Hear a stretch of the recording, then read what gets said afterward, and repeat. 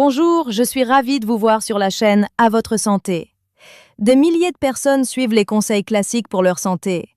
Elles mangent un peu moins gras, elles marchent un peu. Et pourtant, leur tour de taille augmente doucement, leur énergie baisse et leurs analyses sanguines commencent à montrer des signaux alarmants. Pourquoi cela arrive-t-il? Parce qu'on oublie trop souvent de parler d'un mécanisme caché, un mécanisme qui transforme l'excès de poids en un véritable tueur silencieux. Dans cette vidéo, vous allez comprendre que le surpoids n'est pas simplement une question de volume ou de calories en trop. C'est un état physiologique particulier qui modifie profondément le fonctionnement de votre organisme. Je ne vais pas vous parler de régime miracle, je vais vous révéler ce que la science moderne sait, mais que peu de gens appliquent. Le surpoids sévère, l'obésité, ce n'est pas un problème de volonté, c'est un problème de biologie. Et, pour être précis, c'est un problème d'inflammation chronique. Imaginez votre tissu adipeux, surtout celui qui entoure vos organes dans le ventre. C'est une usine hormonale hyperactive qui libère constamment dans votre sang des substances appelées adipokines. Beaucoup de ces substances sont des messagers de l'inflammation. C'est comme si un feu couvant, faible mais incessant, brûlait en permanence dans tout votre organisme. Ce feu use prématurément vos systèmes, vos artères, vos articulations et influence même votre humeur. Tout commence ici, et c'est la clé pour comprendre toutes les conséquences dont nous allons parler. La jeunesse n'est pas un bouclier, et je veux m'adresser particulièrement aux jeunes qui regardent cette vidéo. Peut-être pensez-vous que quelques kilos en trop à 30 ou 40 ans, ce n'est pas grave. Que vous avez encore du temps, que vous êtes actif, que ce n'est qu'une question d'esthétique. C'est là que réside l'illusion la plus dangereuse. Le corps jeune possède une capacité de compensation incroyable. Il masque les problèmes. Mais le processus destructeur est déjà lancé. Le premier point clé est l'effet de mémoire métabolique. Une période, même de quelques années, avec un excès de poids dans la jeunesse ou la trentaine, laisse une trace durable. Cette trace augmente le risque de développer un diabète de type 2 ou des maladies cardiovasculaires des décennies plus tard, même si vous perdez du poids ensuite. Votre corps se souvient du stress métabolique qu'il a subi. Le deuxième point est le déséquilibre hormonal. Chez l'homme, la graisse abdominale contient une enzyme qui transforme la testostérone en œstrogène. Cela peut mener à une baisse d'énergie, de libido et à une accumulation de graisse encore plus facile. Un vrai cercle vicieux. Chez la femme, cet excès de tissu adipeux peut aggraver des déséquilibres comme le syndrome des ovaires polykystiques, bien avant que l'obésité ne soit marquée. Le troisième point, le plus trompeur, ce sont vos analyses sanguines. Elles peuvent être parfaites, vous pensez que tout va bien. Mais en réalité, cela signifie seulement que les capacités de compensation de votre corps tiennent encore la route.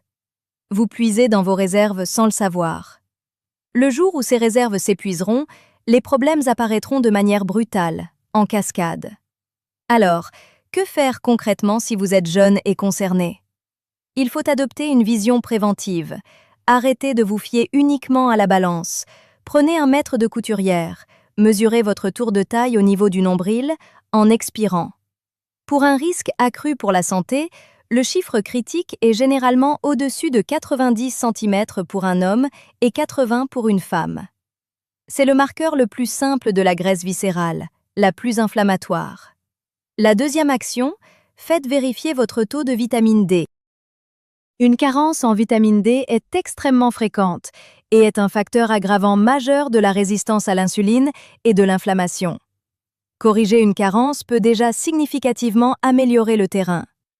La jeunesse n'est pas un bouclier, c'est un capital. Et ce tueur silencieux grignote ce capital chaque jour.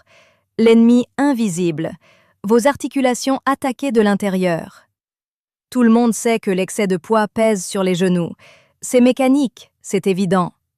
Mais ce que l'on sait moins, c'est comment ce feu inflammatoire dont je parlais attaque vos articulations de l'intérieur, même sans charge importante.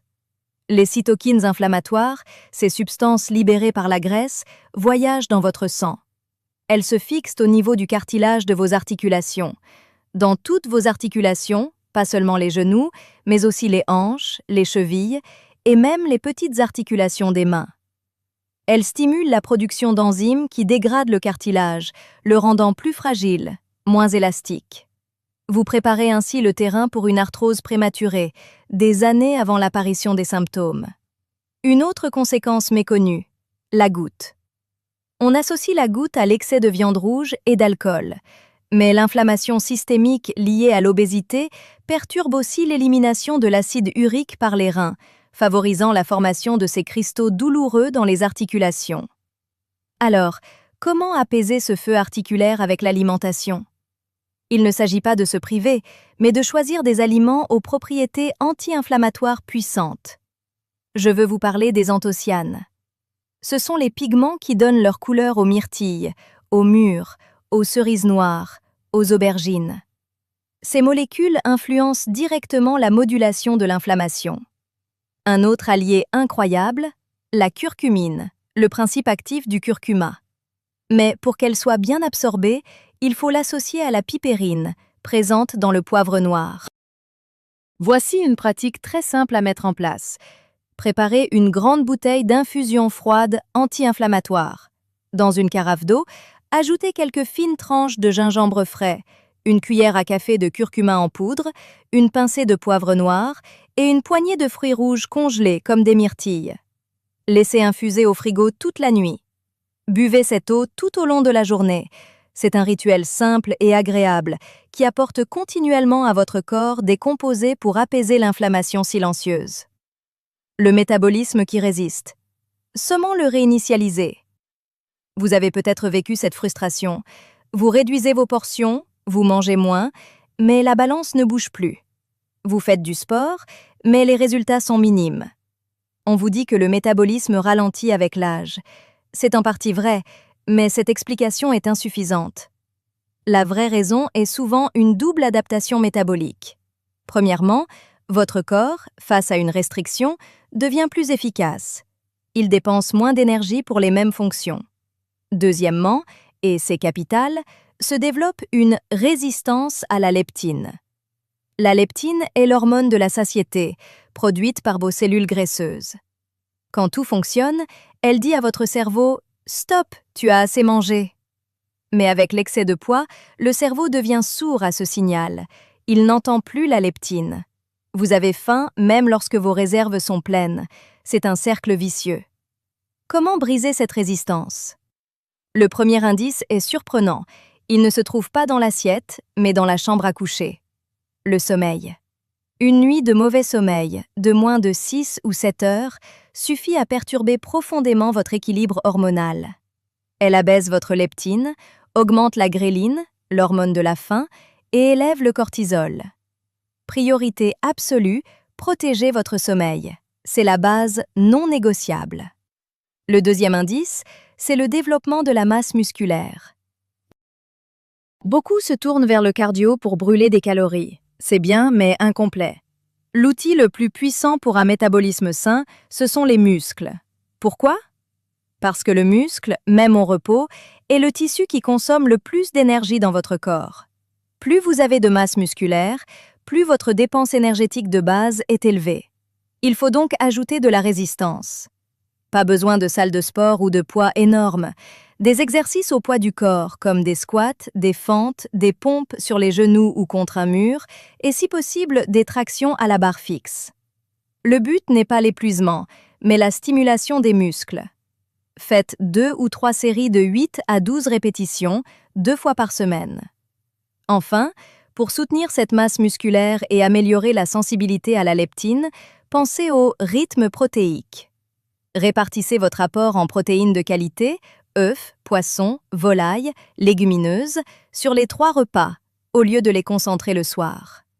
Un petit déjeuner contenant 20 à 30 grammes de protéines peut améliorer significativement la satiété pour toute la journée. Vos artères, l'histoire cachée de la pression. Vous faites attention au sel, et c'est très bien. Mais vous avez peut-être remarqué que votre tension artérielle a tendance à grimper malgré tout. La cause pourrait ne pas être le sodium, mais l'insuline. L'insuline, cette hormone qui gère le sucre dans le sang. Avec l'excès de poids, on développe souvent une résistance à l'insuline. Les cellules n'écoutent plus correctement son signal. Et l'un des effets méconnus de cette résistance est qu'elle ordonne aux reins « retenez le sodium ». Votre corps retient donc plus d'eau et de sel, même si vous ne salez pas beaucoup vos plats, ce qui fait monter la pression. Deuxième mécanisme, l'inflammation endommage l'endothélium. L'endothélium, c'est la fine couche de cellules qui tapisse l'intérieur de tous vos vaisseaux sanguins. Quand il est en bonne santé, il est souple et produit des substances vasodilatatrices. Sous l'effet des cytokines inflammatoires, il devient rigide et dysfonctionnel. Vos artères perdent leur élasticité. Le cœur doit donc pomper plus fort. Enfin, le système nerveux entre en jeu. L'état d'inflammation et de stress métabolique maintient souvent le système nerveux sympathique en mode alerte léger. Ce système est responsable de la constriction des vaisseaux et de l'accélération du rythme cardiaque. Il est constamment activé. Alors, comment agir sur ces 3 leviers de façon simple et gratuite? Par la respiration. Plus précisément, par la respiration diaphragmatique lente. Cette pratique a un effet démontré sur les 3 points. Baisser l'activité du système nerveux sympathique, améliorer la fonction endothéliale et aider à réguler la pression. Voici comment faire. Asseyez-vous droit, une main sur la poitrine, l'autre sur le ventre. Inspirez lentement et profondément par le nez en sentant votre ventre se gonfler sous votre main pendant 4 ou 5 secondes. La main sur la poitrine doit bouger le moins possible. Bloquez votre souffle 1 ou 2 secondes. Puis, expirez très lentement par la bouche, comme si vous souffliez dans une paille, pendant 6 ou 7 secondes en sentant votre ventre se creuser. Faites cela seulement 5 minutes, 1 ou 2 fois par jour. Cette pratique est un médicament sans effet secondaire pour vos artères. Le microbiote est le jardinier secret de votre poids. Votre poids ne dépend peut-être pas seulement de ce que vous décidez de manger. Il dépend aussi de ce que veulent manger les 100 000 milliards de bactéries qui peuplent vos intestins. C'est votre microbiote. Cette communauté invisible joue un rôle colossal dans votre santé et dans la gestion du poids. Comment? D'abord, certaines souches bactériennes sont plus efficaces que d'autres pour extraire les calories des aliments que vous ingérez. Vous pouvez manger la même chose que votre voisin, mais si votre microbiote est différent, vous stockerez plus. Ensuite, ces bactéries produisent elles-mêmes des substances qui communiquent avec votre cerveau, influençant votre appétit, vos envies, surtout de sucre. Elles modulent aussi l'inflammation générale. Un déséquilibre du microbiote, la dysbiose, favorise la perméabilité intestinale, laissant passer dans le sang des fragments qui entretiennent le feu inflammatoire. Attention, un piège moderne, les édulcorants intenses sans calories. Des études montrent qu'ils peuvent, chez certaines personnes, perturber la composition du microbiote et altérer la tolérance au glucose, annulant leur intérêt. Alors, faut-il acheter des probiotiques en pharmacie? Pas nécessairement en premier lieu. La stratégie la plus puissante et naturelle est de nourrir les bonnes bactéries que vous avez déjà. Comment? Avec des prébiotiques. Les prébiotiques sont des fibres spécifiques que vous ne digérez pas, mais qui servent de nourriture exclusive à vos bactéries bénéfiques. Où les trouver? Dans les topinambours, les asperges, le pissenlit, les poireaux, l'ail, l'oignon, la chicorée, les bananes légèrement vertes. Votre mission? Inclure chaque jour une source de prébiotiques. Une idée simple, un sauté de poireaux et d'asperges en accompagnement. Ou ajouter une cuillère à soupe de poudre de chicorée dans un yaourt nature. Pour diversifier les souches, vous pouvez aussi consommer des aliments fermentés naturels, sources de probiotiques, comme le kéfir, la choucroute crue non pasteurisée ou le kombucha. Pensez à une semaine arc-en-ciel pour votre microbiote. Variez les légumes de couleurs différentes, chaque couleur apportant des fibres et des polyphénols différents. Le stress, c'est la machine à fabriquer de la graisse abdominale. Vous savez que le stress vous pousse à grignoter, mais c'est bien plus profond qu'une simple faiblesse psychologique. C'est une réaction biologique archaïque et puissante. Lorsque vous êtes stressé, votre corps sécrète du cortisol. Le cortisol est vital à court terme, mais lorsqu'il est chroniquement élevé, ses effets sont dévastateurs. Premièrement, il ordonne directement à votre corps de stocker les calories excédentaires sous forme de graisse viscérale, la graisse abdominale, la plus dangereuse, la plus inflammatoire. Deuxièmement, il augmente votre appétit, particulièrement pour les aliments riches en sucre et en graisse, la combinaison parfaite pour un stockage rapide. Troisièmement, il modifie votre cerveau. Le stress chronique affaiblit le cortex préfrontal, la zone du contrôle de soi et de la prise de décision rationnelle. Simultanément, il hyperactive l'amygdale et le système de récompense, rendant les envies irrésistibles. Vous êtes donc physiologiquement programmé à vouloir de la malbouffe et à avoir moins de volonté pour y résister. Comment sortir de ce piège sans ajouter de stress? En utilisant des techniques de micro-pause consciente. Le but n'est pas de méditer 1 heure, mais de créer de petites ruptures dans la journée pour interrompre la montée du cortisol. Technique numéro 1, la pause stop. 3 fois par jour, arrêtez-vous complètement pendant 60 secondes. Prenez 3 profondes respirations, regardez autour de vous et nommez mentalement 3 objets que vous voyez. Cela ramène votre conscience au moment présent et calme le système nerveux. Technique numéro 2. Pour les envies compulsives de manger sous stress, la méthode 5, 4, 3, 2, 1. Arrêtez-vous. Regardez autour de vous et nommez 5 choses que vous voyez. 4 choses que vous pouvez toucher, la texture de votre pull, la fraîcheur de la table. 3 choses que vous entendez. 2 choses que vous sentez, une odeur de café, votre propre savon. Une chose que vous goûtez, le goût dans votre bouche, buvez une gorgée d'eau. Cette technique sensorielle ramène votre cerveau dans le présent et désamorce l'urgence de l'envie. La solution? Un plan d'action systémique. Regardons le chemin que nous avons parcouru ensemble. Nous sommes partis d'une vérité fondamentale. Le surpoids comme état d'inflammation chronique. Nous avons exploré ses cibles. Vos articulations, attaquées chimiquement. Votre métabolisme, qui se bloque.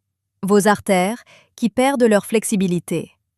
Nous avons découvert vos alliés secrets, le microbiote intestinal et l'impact colossal du sommeil et du stress. Le message le plus important de cette vidéo est celui-ci. Vous ne pouvez pas résoudre ce problème en vous focalisant sur un seul élément. Simplement réduire les calories sans travailler sur le sommeil et le stress est souvent voué à l'échec. Faire du sport sans apaiser l'inflammation par l'alimentation est incomplet. C'est un problème systémique qui exige une approche systémique. Mais cela ne veut pas dire que c'est compliqué. Cela veut dire qu'il faut agir sur plusieurs leviers simples en même temps. Vous n'avez pas à tout changer demain matin. Ce serait la garantie d'un échec et d'une frustration. La stratégie gagnante est l'approche cumulative et douce. Je vous lance un défi. Repensez aux différentes parties de cette vidéo. Parmi tous les conseils pratiques que je vous ai donnés, lequel résonne le plus en vous? Lequel vous semble le plus facile, le plus agréable à intégrer? Choisissez-en un seul, et engagez-vous à le faire, chaque jour, pendant les 3 prochaines semaines. Juste cela. Laissez votre corps s'adapter, ressentir les bienfaits. Après 3 semaines, cette action sera devenue une habitude, ancrée et facile. C'est à ce moment-là que vous pourrez en ajouter une seconde. Petit à petit, vous commencerez à agir sur tous les leviers du système. Vous passerez d'une logique de combat épuisante contre votre poids à une logique de gestion bienveillante de votre écosystème interne. Vous reprendrez le contrôle, non par la privation, mais par la compréhension et l'action ciblée. Le tueur silencieux n'aime pas être démasqué et ne supporte pas qu'on lui coupe ses sources d'alimentation, l'inflammation, le mauvais sommeil, le stress chronique. Vous avez maintenant les clés pour le faire. Le premier pas vous appartient. Choisissez votre premier levier et commencez dès aujourd'hui.